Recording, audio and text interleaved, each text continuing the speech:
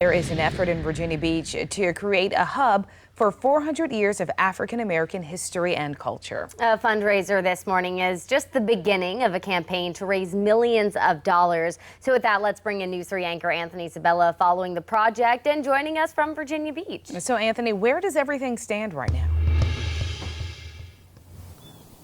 Hey, good morning, Jessica and Aaron. Yeah, a little bit of a hazy morning here at the Cypress Point Country Club, but at 8 o'clock today, there's going to be the start of a golf tournament, and I'm told the goal is to raise more than the $15,000 raised at last year's very first tournament. And all of this is going to go to the Virginia African American Cultural Center. Now, the center celebrates the 4 centuries of African American history and culture in the Commonwealth.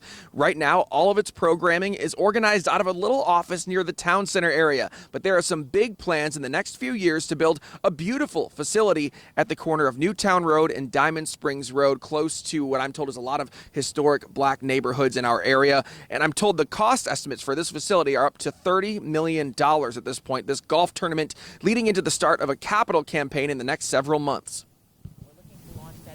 End of this year, definitely by Q1 of 2024. Once we launch our capital campaign, it's about maybe 18 months for us to raise the funding for that.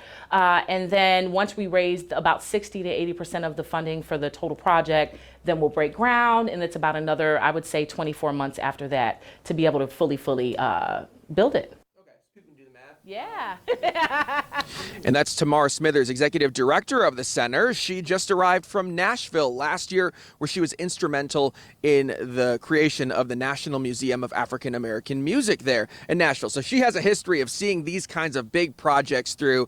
And she tells me the renderings for this new facility here, the Cultural Center here in Hampton Roads, they drew her to the project. She saw it and she said, hey, I want to be a part of that project. And so now she is here in Virginia Beach working to see that through.